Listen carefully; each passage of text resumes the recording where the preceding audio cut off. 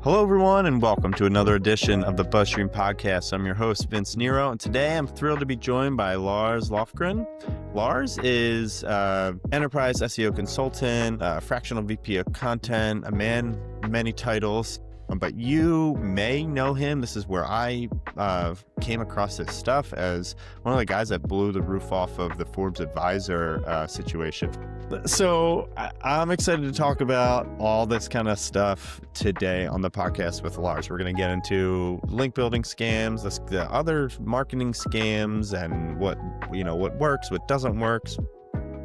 All the deep, dark weirdness that's happening on the web that Lars is so good at uncovering. But before we get into it, I just want to remind people to like, subscribe, share the stuff with your colleagues, and spread this stuff around. The more that you do, the more I can have great guests on like Lars. Second quick reminder is to check out ListIQ, our AI-powered media list building tool that lets you build lists right from Google News and automates a lot of that manual process that it takes to dig into finding the right journalists for your campaigns and finding all their information, their contact info, all that good stuff.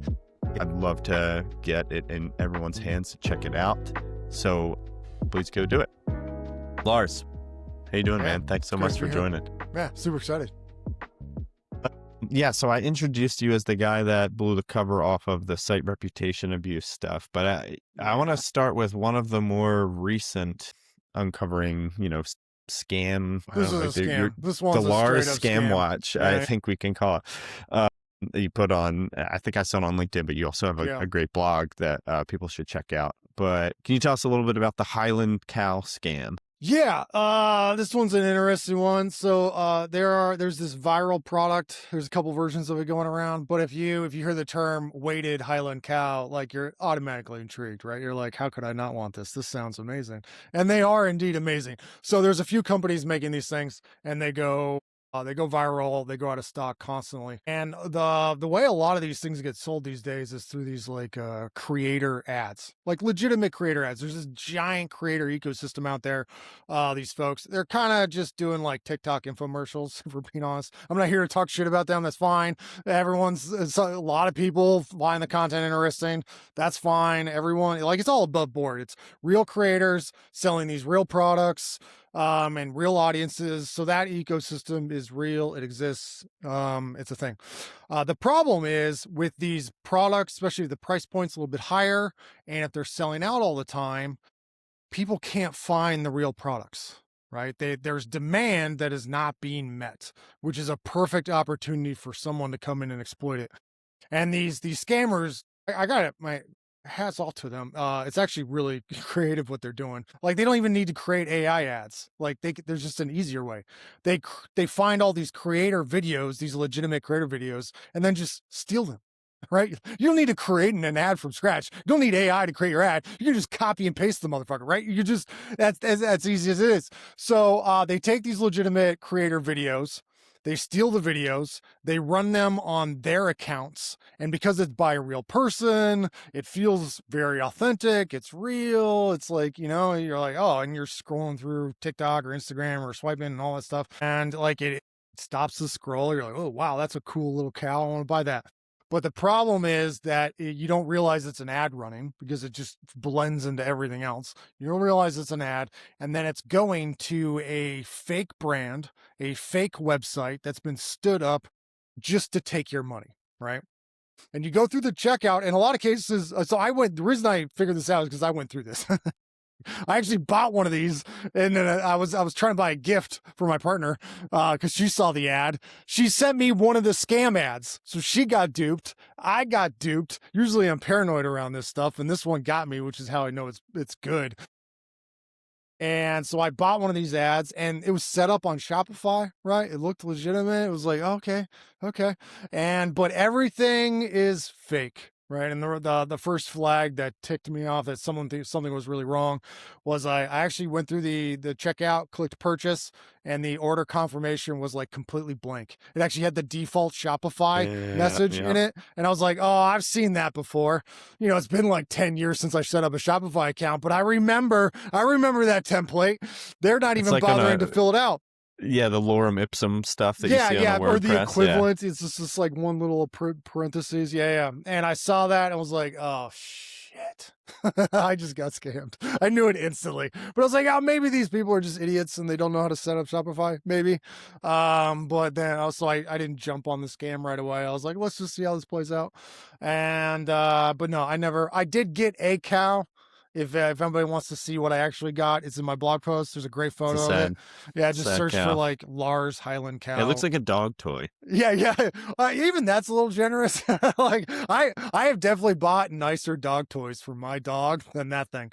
Every time I show the photo to people, they just like fucking it's hilarious. But yeah, so they're using these creator ads, running they're running all their own paid budget through Facebook and TikTok and everything, but they're not selling any actual products. So their margin is like amazing, right? Or they can throw all the money just straight into the ads, outbid everyone, flood these different networks with their own paid ads. They're not paying the creators because they stole the ad.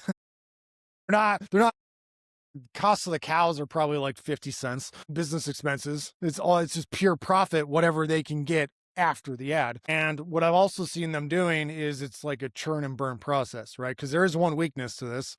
Like once I finally get a clearly scam cow and I'm irate, what's my first reaction? I'm going to go to my credit card company. I'm going to do a chargeback. I did get my money back in my case. Saw that. Yeah. And obviously, I'm not going to be the only one. People are going to start leaving reviews. The trust pilots scores are atrocious for these sites. They're not even trying to manage the reputation because they'll run these things for like 3 to 5 months roughly. And then, they slow roll the delivery to buy them more time to rack up as many customers as they can underneath one scam brand. And then finally they start, the shitty cows start arriving and the chargebacks coming in and the reviews start piling up and the brand starts to sink. And if you get too many chargebacks, you can burn all your merchant accounts. Shopify, Stripe will eventually figure out what you're doing. So you can't you can't run the same scam on the same batch of accounts for too long. You got to rotate.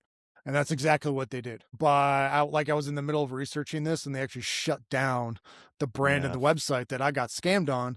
And they moved everything to a new brand and a new website.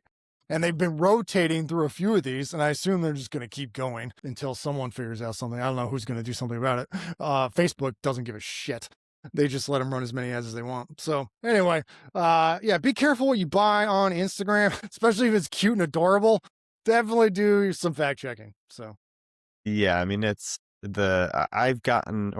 seen a lot of these accounts now, maybe because I was digging into this a little bit, Lars. It's where people are going on Temu and just searching like, this looks interesting. I'm going to see what it really looks like, and then they get the thing and it doesn't look anything like. So, yeah, this kind of stuff exists for sure. It's great you're out there looking. I think one of the things, well, I want to get, so there's two other ones I want to cover, but one of the things I want to kind of preview and get your take on this early is like, why is it important to know this kind of stuff? How does it help us as marketers to understand the dark side of the way things work? That's a really good question. And I'll give you two answers. One, the first answer is selfish. I just like this shit, and I like the dark, sketchy areas of humanity. Like, I don't know, I find it interesting. But like the real practical answer, like why should any marketer spend time going through any of this stuff at all? For me, I find it extremely valuable because especially most of my work and most of my career has been in like the white hat side of marketing and white hat SEO and kind of the legitimate side of marketing. Like we're trying to do good content, real, genuine, organic growth. We're playing above board. We're doing things the right way. And I think that's the best long-term approach. I would not talk anybody out of that. But within the like genuine, do it the right way side of the industry, there's a lot of bullshit, right? Like everybody's having arguments about these tactical things of nonsense that don't mean anything, right? And everyone's especially just like, now. Yeah, now it's just fucking out of hand. It's so bad. And everyone's like, oh, just do good content. I'm like, no. There's more to it than that. So I like to get into the opposite side of the spectrum and learn about it, not just because I'm interested in it, but if you can unpack how people are really manipulating these different platforms, like what they're doing to either scam money or build brand, like fake brands from scratch. I found a few of these in the like Windows, the sketchy Windows key license market, which is kind of funny. It's a whole other story. Yeah, but there's all these fake brands that people are building, and they're showing up in LLMs, right? They're showing up in Google.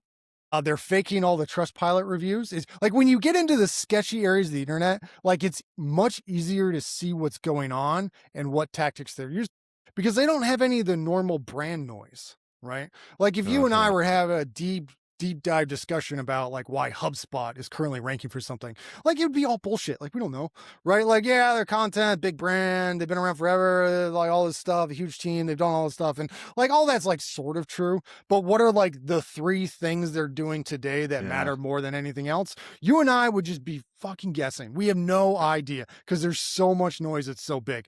But when you find this sketchy, scammy brand that is not doing anything else, they're only doing 2-3 things and they're making a bunch of money, right? Now you can see how the platform actually works, or at least you get one lens of it. You're like, see okay, the levers. Yeah, you know, that's the a levers, great point, right? Yeah. And so it's like, okay, creator ads, stealing creator ads, that actually works. But also it means, you know, if I was running like a e-com business, what would I take away from this Highland cow thing? I think a few things. One, be like, I probably need to tap into that like infomercial creator ecosystem, especially if I'm selling consumer goods. Like they're pushing a lot of product. I might want to reach out to them.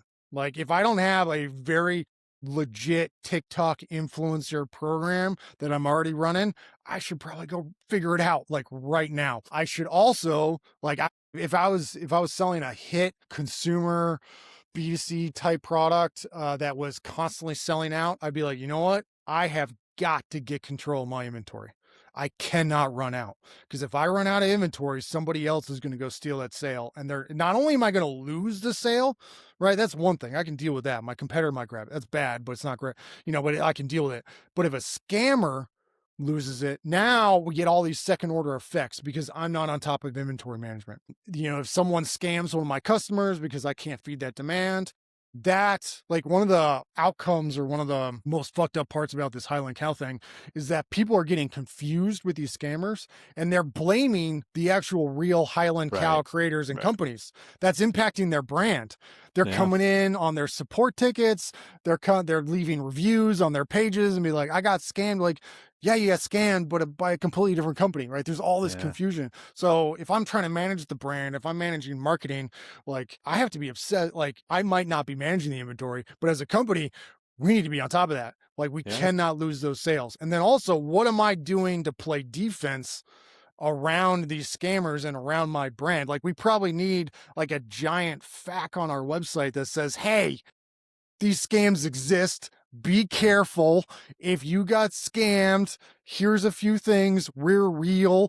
Like, okay, and how many photos can we put on the site? How many videos can we put on the site of like? And I've seen some of that stuff. Where it's like, don't accept this without the whatever brand, you know, branding or something. Yeah, you have to take it really seriously and go all in on it, right? Yeah, I mean, well, okay, so let's get into the Codesmith thing and Reddit because I think this maybe plays even more so into the BuzzStream's like core listeners because PR, it's a perfect PR a lot case of people study. are getting into this, and the reputation management stuff from the Highland cow, I think that plays into it too. But this is even more. I've heard more people talk about you got to get into Reddit lately, you know, in the past 3-4 months than I have in the past 10 years of doing this. So tell us a little bit about the Codesmith stuff. So Codesmith, the coding bootcamp space. Now, Codesmith is a coding bootcamp, in my opinion, a pretty legitimate one, but you can, if you're looking at coding bootcamps, that's for you to decide. Point is, they've been around forever, and I talked to a lot of the other competitors and folks that ran and founded other boot camps, and Codesmith has a pretty good reputation in the space. It's not perfect. No one's perfect, but they're one of the front runners, right? Now, last couple of years, a competitor, I'm not going to name him. If you want to dig into the details, just search for like Lars Codesmith. You can pull it all up. But a competitor became a moderator of the subreddit for that industry. r/, what was it? Coding boot camps or coding boot camp or something like that. and a very active community and a subreddit that was blessed by Google. So it was ranking for like everything. Now, a competitor became a Reddit moderator. Is that a conflict of interest? I think so. I think it's a pretty big conflict of interest. Now, this dude did not just stop there. Like, he went on a like multi-year campaign, like vindictive campaign against Codesmith. He just attacked them relentlessly. He made loose associations to Codesmith being a sex cult. It was like fucking unhinged. He started doxing fucking kids from employees. God. Endless amounts of shit. Just horrible stuff, man. At least I think it's horrible. I thought it was like way beyond the pale. And so this Reddit moderator was posting all this stuff just endlessly. And the thing you need to remember about a Reddit moderator is there really isn't any, if someone becomes a Reddit moderator, there's no recourse, right? They're cemented in that position. And if they're doing fucked up shit with that position, you can't really do anything about it. Like a Supreme Court justice or something. Yeah, basically. Yeah. There's no term limits, But anyway, the only way is to get a moderator kicked out are if there are other mods that are also in the subreddit, that are more senior, they can kick you out. If you did something so fucked up that it got the Reddit admins involved, Reddit admins are actual Reddit employees that are helping managing the community. They can come in and do something. But the degree of a shitstorm that would have to exist in order for that to happen is like, it doesn't happen, right? So point is, if a moderator is doing something shady, nobody can do anything about it, right? And this moderator was attacking Codesmith relentlessly over multiple years, and it was impacting Codesmith in a really big way. The estimates that I got from the founder and the current CEO were roughly a 40% hit on revenue. It's millions of dollars. And even if you think that's an overestimate, still you could see the impact on the first page of the branded SERP, right? If you just search Codesmith, all these Reddit threads were coming up and horrible quotes were being picked out. And this community is being managed in a very negative way to like get all this content serviced, and Google was just picking all of it up and not validating any of it. The other thing that was happening is because Reddit is in this really unique situation right now where it influences not just its own communities, but it influences Google and it influences LLMs, all the LLMs. So if you get the like Reddit data set skewed in one way or the other, either positively or negatively, depending on what you're trying to do, you hit the Reddit communities, you hit Google, you hit Perplexity, you hit Gemini, you hit ChatGPT, you hit everything. It is this like fulcrum for the internet right now. It's just absolutely I think it's insane. But the point is, this moderator doing all this negative stuff, and it was starting to skew the responses in ChatGPT pretty negatively when asking questions about the brand. And I did a bunch of prompting over a long period of time. And every time I was doing a prompt of any kind, I would end up getting like this negative response. They're like this controversies about Codesmith and all this negative feedback and actual quotes being pulled in from different Reddit threads. So it was all coming from this moderator's comments. Yeah. Or it was all coming from the same community, right? Like when you're a moderator, you actually have like a bunch of different options. Like, you can post stuff that's like really negative yourself and no one can do anything about it because you're a moderator, but you can also do subtle things to skew the narrative, right? Like if someone comes into your community and you're managing that community and they post something really negative, even if it's real, you can make sure it gets plenty of attention. Right? You can start engaging with it. You can make sure it gets you could do something really sketchy and like farm up votes yourself and do a bunch of fake engagement. But even just engaging authentically, you can give it that extra push. Like everyone does this stuff on LinkedIn and all the social channels all the time, right? You like your company tweets or your CEO posts something and you like their stuff, right? You're trying to give it that a little extra push. Well, you can do that constantly, right? And over enough time, that starts to build up. The other thing you can do is deliberately not promote other stuff, right?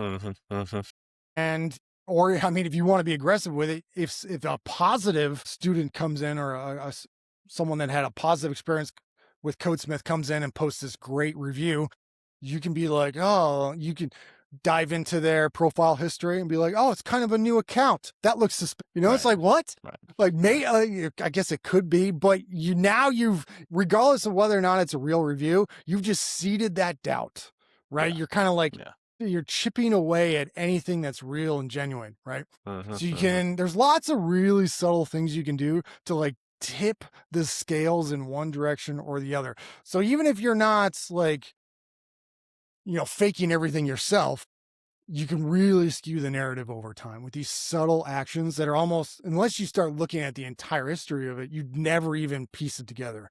And no one really did, right? This was kind of going on. This is, in my opinion, you said 5 years, right? What I tracked was about 2 years. I think he was a moderator for like 3 or something like that, but posts go back like a little bit further than that. Anyways, it was a multi-year campaign, right? Yeah. And I mean, especially with go ahead. Well, I mean, is Reddit doing it? Like, have you noticed them doing anything about any of this stuff? No, Reddit. I mean, I've seen recently on the PR thread, the public relations thread, I saw a note from a moderator that ended a thread because it was like either a comment or a post itself. I forget what it was. And it was like, this looks like somebody trying to manipulate LLMs using like a best post type of thing, like a listicle, Yeah. So that was at least encouraging to me, but you from, top level, you're not really seeing any changes. No, some moderators. So you gotta keep the actors or the different players in the Reddit ecosystem straight. Like the vast majority of moderators are not Reddit employees, right? They're just unpaid random people. In the past, they were managing communities because they were like ideally interested in that subject matter. But managing, especially a popular community, is a shitload of work. It's not easy. And Reddit was built under this ethos of like moderators can never be compensated, which is good in theory. But then it also creates these perverse incentives. It basically moves all the incentives into the background, right? So some moderators will still live up to the ideals and they'll try to manage the community and they'll try to do it the right way and they'll try to fight all this stuff that's happening. I call it, the term in the industry is Reddit astroturfing, right? You're just trying to get all these mentions. You're trying to get your service, your product plugged when people are asking questions. If you want to be shady, you're trying to attack your competitors and create negative sentiment so that the reputation goes down and people start second guessing everything, right? There's a lot you can do and it's rampant. It's everywhere. And yes, some moderators are going to try to live up to the ideal, but you also have a big chunk of moderators that are not being paid. They probably have full-time jobs. They might have families. They have other shit going on in their lives. Are they going to be super diligent all the time? No. They're humans. We're all humans, right? Like moderating an active subreddit is a thankless job that if you're doing it the right way, pays you nothing, right? These are all unpaid volunteers. Now, some people will live up to the ideal, but most are just going to get tired and they're going to miss things, right? Might catch some of the big stuff, but a lot of stuff is going to sneak through. And then you also have a chunk kind of on the other end of the tail of the spectrum that are deliberately doing sketchy shit. Like I found affiliate scams running through Reddit where the moderators were definitely involved. And there's all sorts of rumors and I hear stories all the time of people buying off moderators, basically paying them like under the radar to let them go do whatever they want in their subreddit and get their Reddit astroturfing posts live and to keep the accounts and all those posts and comments and everything active and not shut down.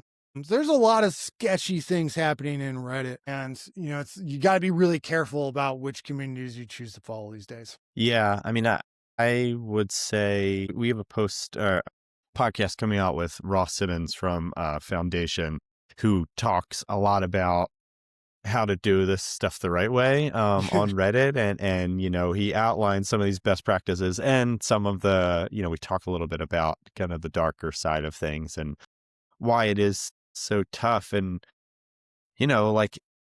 and I think we've seen, right? Like, correct me if I'm wrong, Lars. I think Google is starting to kind of throttle down the amount of Reddit that they're showing and maybe it is because of this. Like, I feel like I saw that in one of the most recent Google updates, is like people saying It Reddit was is not down a showing little up. bit. I think this has happened a couple times where the visibility will drop a little bit and then it comes shooting back And up. it comes back up. So yeah. I haven't checked it for the most Yeah, recently, yeah. but as of right now, and I just see it. Reddit is still the king. Reddit is Yeah, everywhere. yeah. Which is wild. I mean, right. And another reason when you're thinking about PR, it's like you have to consider reputation management these days as a big piece of the puzzle of your brand, building a brand and whatnot. Yeah, and this Codesmith thing isn't the only one. I'm not going to name the company, but it's a publicly traded company. I chatted with their head of marketing, and there is a very, very popular subreddit and community on Reddit. If I said it, everybody in this audience would instantly know, like, oh, I've seen that subreddit. So we're not talking about some fringe thing. This is Yeah, big, yeah. big B2C, but I can't name the category. Otherwise, you could probably figure out who I was talking to. But we were going through all their stuff, and they highly suspected one of their primary competitors was doing like really shady, aggressive Reddit astroturfing to attack their brand. And they showed me examples, and I was like, yeah, I think you're right. But the coding bootcamp stuff that was so like just beyond like any sort, like it was just so crazy, and like there was a huge paper trail which made it nice. This example, there was no paper trail. Like the company that was potentially doing aggressive shit towards their competitor was being way more disciplined. They weren't, they like had reins on the campaign. So they would just like chip away here and there. And like, if you looked at all of it, you'd instantly be like, something's going on, but you'd have to look at all of it. Otherwise you'd never catch it. And they were covering their tracks well enough that like, okay, there's no paper trail. I can't connect these accounts to each other. I can't connect any of this stuff. Like, I'm pretty certain something's happening, but I can't prove it. So I can't turn it into a story now. Yeah. And I certainly can't connect. They're being good enough that they're not doing anything themselves. They're probably operating under some shady agency somewhere, right? Yeah. That is happening. It is absolutely happening. So if you're, again, kind of like the Highland cow stuff, like if you're not keeping up with the inventory and then you allow someone else, if you let like enough air into the room for someone else to breathe, right? Someone will start attacking what you've built. Same thing on Reddit, right? If you're not in there, even if you want to be authentic and not do any of the shady stuff, if you're not kind of taking that real estate yourself, someone else is going to come in, and you're basically praying that they don't do the sketchy shit, right? Which in today's ecosystem, online marketing ecosystem, is like not a great rule to follow. There's like way more shady stuff than good stuff, in my opinion. So yeah, you kind of have to be really proactive. Otherwise someone can like start to gain a foothold. Yeah, that's great advice. I mean, I'm seeing a lot of this in the PR space in the UK with these like fake experts popping up. I don't know how closely you follow any of that stuff. I mean, this stuff exists out there. Like, there's always people trying to game the system, and I think for the most part, like, the industries have a way of moderating or self-balancing, I should say. Sometimes. Yeah. Well, I think what happens is somebody like you comes along and exposes some of these things. I mean, there's other people that are doing this sort of thing. But I want to briefly touch on another big one that I do think Google did ultimately fix, quote unquote, with the site reputation abuse and Forbes Marketplace and a handful of the others. Can you, Brad, I don't want to, I know I'm going to take up too much of your time. Can you briefly touch on this? Because I want to get into a little bit more of the link building stuff as well, but briefly touch on what you uncovered, just that quick little timeline, and we could talk a little bit how Google maybe did make some changes. Yeah. So there was this was during the era where like Forbes was ranking for everything. And they still rank for a lot of stuff, but they were ranking for like everything. It was like, and people were like regularly bitching about it. And for good reason. Like, it was starting to break through to like even like non-SEO circles of like, why is Forbes everywhere? This is kind of out of hand. Why are they telling me? Yeah. And I think it would be fair. Like, it definitely, like, regardless of what the intent was when they started, it had turned into basically a content mill. And one of the states at Google at the moment is if you get flagged as a newspaper, like none of the normal SEO rules apply. And it's not just Forbes, it's like every newspaper. And a lot of the black hat SEOs know this. And they like if you're trying to exploit and abuse a site, you want to get access to a site that's been flagged as a newspaper and it's showing up in Google News. Because then you just get this carte blanche to do whatever you want. You can just go to town, right?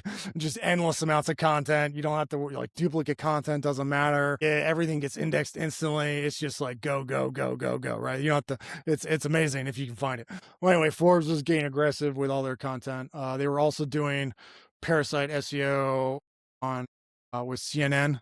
They were running a section of CNN Underscored, which is CNN's like review Wirecutter copycat. And they also had a site on USA Today. So they had all this stuff. And I detailed who was doing it and how it was working. And they were ranking for CBD gummies and cockroach terms and like all sorts of just insane stuff. And it's like a business site. It was a perfect example, in my opinion, of like where the algorithm had gotten to and this like, what this just carte blanche and just like you can do no wrong if you're a newspaper. Like what? Mm-hmm. No, every site can do wrong, right? You need to be skeptical of every site to some degree, because even if they're not doing wrong today, if they start winning without putting any effort into anything, well, they're going to become a content. This has happened to me too, right? Like if you kind of get the blessing of Google and have to stop working for it, you start to assume that your shitty work is the work that Google wants, and you're like, okay, I'm going to do more of that. And then even if you have every good intent early on, you can easily become a content mill. This is true for everybody. You pull the rug out from under you. Yeah. And then eventually it gets out of hand and then Google's like, oops, we made a mistake. And then you're just like, what? So and I think that's what happened with HubSpot as well, is they kind of went, not to say that they went to this extent. I think with HubSpot, it seemed, at least to me, this is working. We're hitting a lot of these top funnel terms. We're just going to keep hitting these top funnel terms. And it was working for a long time. So you keep investing in it. And then all of a sudden Google decides, so these are too top funnel. These are too off the mark from HubSpot. And they pull the rug out. Yeah, that does happen. And but these newspapers is sort of like a next level beyond that. For sure. But anyway, so I posted all this stuff that was happening on Forbes. It went viral and did a follow-up post on the CNN Underscored and USA Today stuff. That went viral. It became a huge fucking thing in the SEO community. Well, a few months after that, the Google and the site reputation or the spam team decided that they were going to crack down on a bunch of this stuff. So they did manual actions on a bunch of parasite SEO sites. Forbes was not the only one. There's a whole industry doing this. That's what people don't realize. Whatever you think of Forbes is like, it's like actually so much worse beyond that. And Google cracked down on a bunch of them, and some of them, I think, like different subfolders got completely nuked and removed from Google. Forbes was able to get that removed and came back. But has the situation in the algorithm changed? I don't think so. Like parasite SEO, you talk to any black hat or anybody like being aggressive with SEO, it's like parasite SEO is 100% still a thing. Everyone. All right, well, let's get into it. What are some of the darker kind of, I mean, we could say SEO and link building, we'll put them together. What are some of the darker stuff that you're seeing that is still out there and still kicking? Yeah. So what's funny is like a lot of the like black hat sketchy link building stuff that was popular in like 2012 is all back. Just for AI, right? Not just AI, even Google. It's like somehow Google just like forgot all the lessons they learned. My theory is like, okay, so just like big tech companies, like I live in Seattle. I know a lot of people that work at various big tech companies. There's like, they're all here. Seattle is a big tech company town. It is not a startup town. It's all big tech is here. And all these companies have gotten so fucking big. There's so many people working there. Like if you think about all the OG people, they made enormous amounts of money. Good for them, right? Their stock options, they all became millionaires.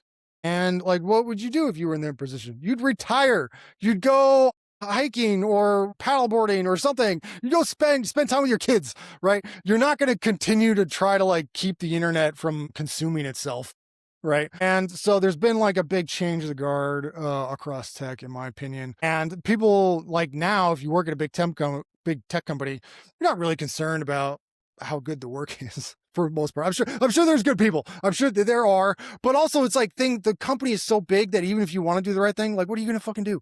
Right. You're just trying to not get fired, and there's layoffs like every 3 months for all these companies anyway. Everyone's just trying to get through the next round. You're trying to avoid your toxic coworkers.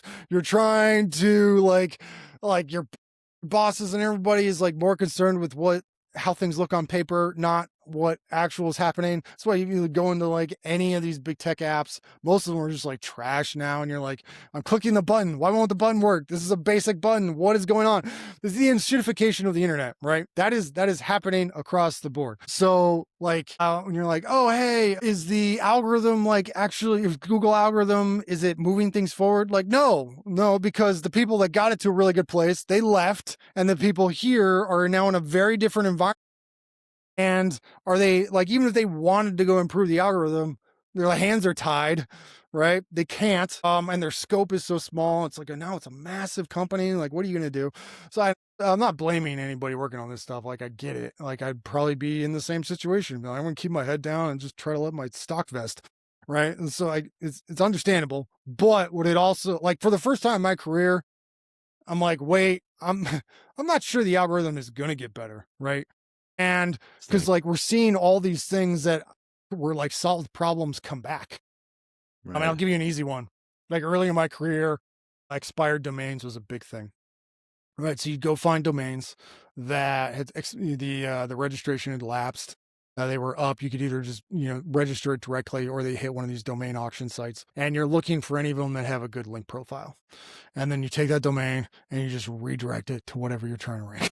Right. This is blatantly obvious. It is, especially, and occasionally I'll find like an affiliate site that's ranking really well these days, and I'll look through their link profile, and I can usually find expired domain. Especially if you find a domain that had like an old link from the New York Times about some study that is completely irrelevant to your category, and then you just take that link and point it to your biggest money page.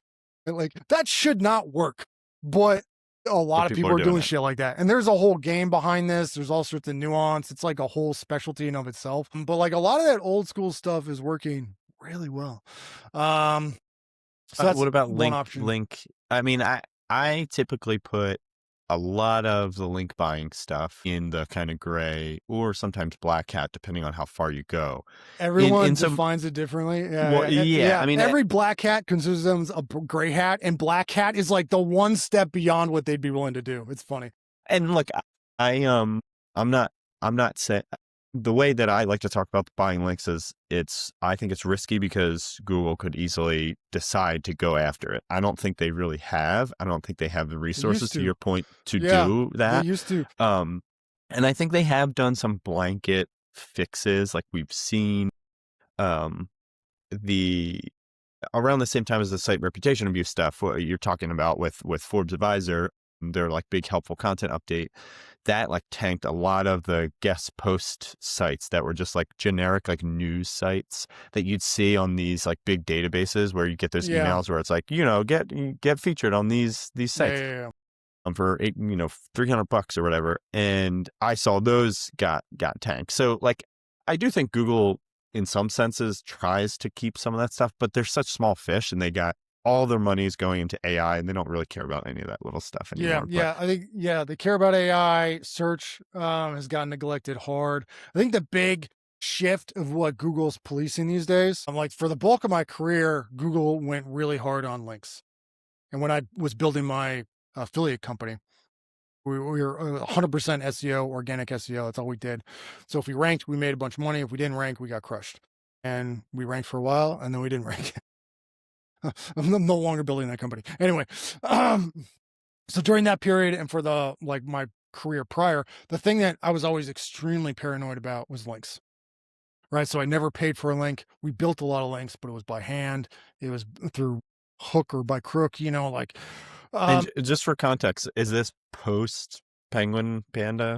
Or, Yeah. okay. So like we did a lot of the guest So yeah, posting I mean stuff. that We did a lot makes of sense. Like outreach. that was Yeah, no, but we were always extremely paranoid about it. We had rules in place that we would never build more than like one link from each domain, right? We'd be like, oh, because we knew Google was going after that stuff. So it's like, look, we need the links. We're playing in a hyper competitive space. We're never gonna pay for them. And we never did. But everything that we do to try to get links in whatever method, we're gonna be hyper vigilant about it. What we weren't vigilant on was our content, right? All of our core content, we made sure it was good enough, right? We focused on that. But on any site, especially that's been around for a long time, there's all this like cruft content, all this horrible content has been like completely neglected. It's that long tail that Google figured out like doesn't matter and hasn't been updated in 10 years. And yeah, the content pruning playbook for a long time was like very simple. It's like if it doesn't, you can keep content as long as it has traffic or links, right? And that's what we did. And obviously, if it doesn't have traffic or links, you 404 it and move on. But then, like, especially for a blog that's been worked on for like 15 years, it's got a bunch of random links to horrible content. And in the past, you just leave it. You're like, well, it has links, right? There's some value, right? It's helping the domain. It tells Google that, yeah, we have some authority in this space, but I'm not going to worry about it. So we're ultra paranoid about links, not nearly as paranoid about content. And then that HCU shift, at least what it did for me, was flip that equation, right? Now, content is what burns domains. Like if you have that long tail content, and if you've done too much like SEO focused content, even, like a white hat legitimate sort of way, that can sink a domain. And the links, I mean, I'm not doing any link building right now, but if I was, I would be way less paranoid about it because like Google's not looking at it. Now, I'm not telling anybody to go pay for a bunch of links. Like I still wouldn't do risky stuff, but the paranoia that I used to have around link building or just all of like any legitimate link building of any kind, that's gone way down. Like I don't really even worry about it anymore. I'm now crazy paranoid about content on a site. And I know if a site gets built out too much, like HubSpot or something else, and I work on a lot of these domains where things got really messy, it got out of control over like a decade. And now if Google looks at it, it's just all this trash content. And it's like trying to swim with cinder blocks on your feet, right? Like it's just not going to work. So you got to like delete all that stuff. And in the past, you could do like a quick content prune of 20-30% of the site and get like a nice lift within a few months. That doesn't happen anymore. Like if you want to change the trajectory of a site, you got to like do two things now. One, you got to go delete like 90% of the content, like pretty obscene levels of rebuild. And then on the same token, you have to look at your brand or your entity across all the other channels because Google's looking at all that now. And it plays way more of a role into how domains are ranked. You can't just look at the domain. You got to look at the entity, the brand itself, and what's the paper trail for that entity across the entire web. And so it's less about links and all the brand mentions and everything and how is that mapped and building that up if it's weak, especially compared to the level of the sites. It's become much more of a dynamic game. In some ways it's better as Google's kind of gone through this shift and kind of like pushed the algorithm into a new world. They have definitely previous loopholes that were closed have opened back up, right? Which is why a lot of these link building tactics are back.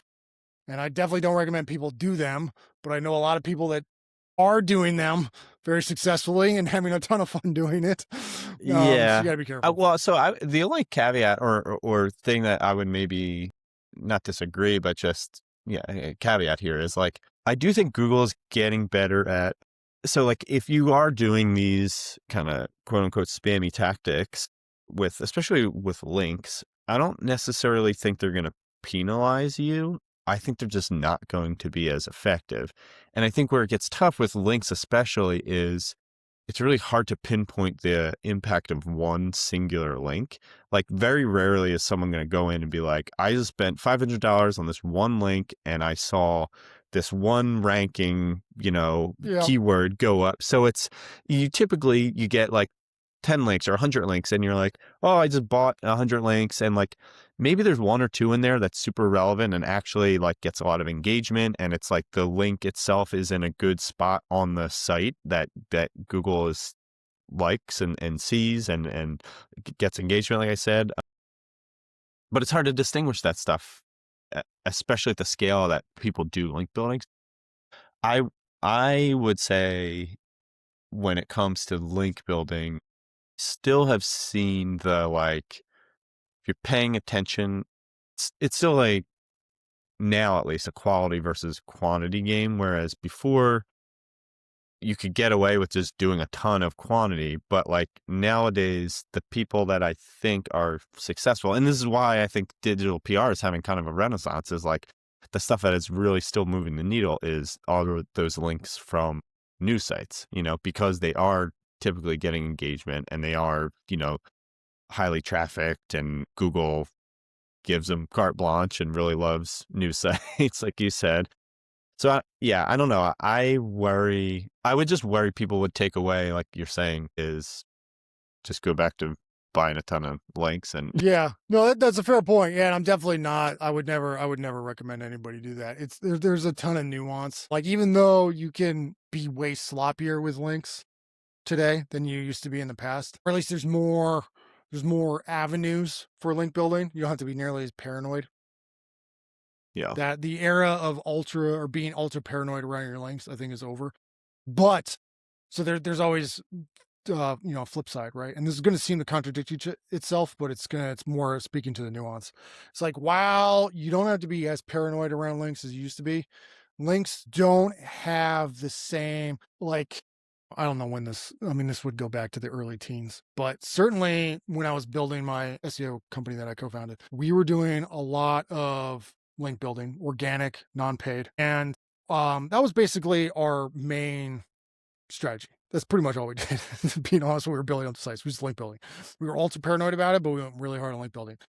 And if you had like a reasonably strong domain that was somewhat connected to the space you were going after, and you went all in on link building, you could win. That's all you really needed. All your content also had to be good enough, right? It couldn't be shit. There was a bar. But in the previous era, link building really was a cheat code. And I know a bunch of folks in the affiliate space that have had just insane outcomes on major businesses. They've been around forever, and they built their entire companies around massive link building operations. Dozens and dozens and dozens of people, big operations in the Philippines. All they're doing is link building, right? And link building was a cheat code to rankings in the previous era.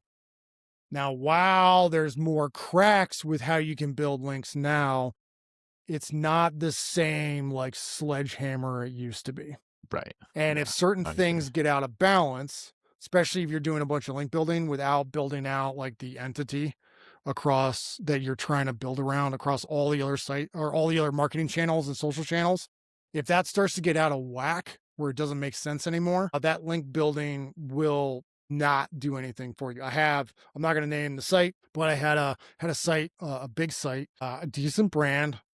Some people in this audience might even know the site if I said it. So this is not some obscure fringe thing. And it got hit by the HCU. And while like it wasn't a, in middle of the night hit, right? It was this decline this was while the HCU was being rolled out. So it took like 2 years to go from the top to like absolutely crushed. And while we were going through that decline, I did an enormous amount of link building trying to save it. Didn't do shit. Nothing. Didn't do anything. Absolutely nothing. Right. So like once you kind of hit a tipping point on a domain, link building can't save you. Also, if you're trying to build something from scratch, you can't just do link building. You got to do some other stuff. It's more of that. If you've built that foundation, if Google already trusts you, you're sort of gone past all those bars, and then you do that last link building push to get you to the top, you can be sloppier with that last little push than I was in the past. Now, I would still be ultra paranoid about it because these things are always moving targets, right? Like, while I think their execution is shittier than it's ever been, I'm not optimistic about them improving everything. There is always a chance that they do it, or maybe they get this one little thing right. Some amazing mid-level manager somewhere is like, fuck this shit, I'm making this happen, and they just fight through every internal barrier to like solve one little corner of the Google spam area. That can always happen, right? So I would still be paranoid. And that's the risk, right? Yeah, I don't like doing risky stuff. I mean, unless you're doing like a risky model. right? Like if you set your company up to play a ton of risk Right. all the time, then like full bore, go for it. But Right. you've But got if you're, multiple you have an projects, you're expecting agency, it to take. Yeah, but if you're working your agency, you're working with big clients and like you're on the hook if anything collapses or you're the head of marketing, right? Like, I don't know, maybe play it a little safer, right? If it's your business, I would play it safer. But also there's some founders that are like, fuck it, let's swing. just do it. And they're like, Why, okay. Catch it while the iron's hot kind of thing. Yeah, I Yeah. mean, we saw it with the best, top listicles, whatever, and it looks like Google is maybe seeing that. Yeah, maybe the pulling most that aggressive back stuff. a little bit. Yeah, we'll see. Well, Lars, this has been awesome. We went way over. I really appreciate you giving some extra color to all this stuff, and maybe we can check in a couple months, and if there's some more scams that we can uncover, sure I think that'd be fun. I've got one I'm already looking into. Yeah. Oh, nice. All right. Another Reddit one. Man, yeah. You Reddit got to team up. endless. You got to team up with the Press Gazette guys. That guy Rob Waugh is like doing all these, digging into all the fake experts, the scams in there, and the guys at Neomam are jumping in there as well. Yeah, Lars, this has been great. Your website is just your name, right? Yeah, LarsLofgren.com. I got a newsletter. I post a lot on LinkedIn. If you want to connect with me, that's the best place. Just say you heard me on the podcast, you'd like to connect, I'll accept the connection. Yeah, and for listeners, if you have any questions about this stuff, put in the comments, reach out to me, reach out to Lars. I'm sure Lars would be more than happy to indulge any of your scams. You could probably turn into like a scam watch, man. I think that's your calling. Yeah, I enjoy it. It's fun. All right, folks. Good luck out there. It is the web is dark and full of terrors, but luckily we got guys like Lars here to look out for us. So thanks for listening, and thank you, Lars, for coming on. Yeah, thank you so much.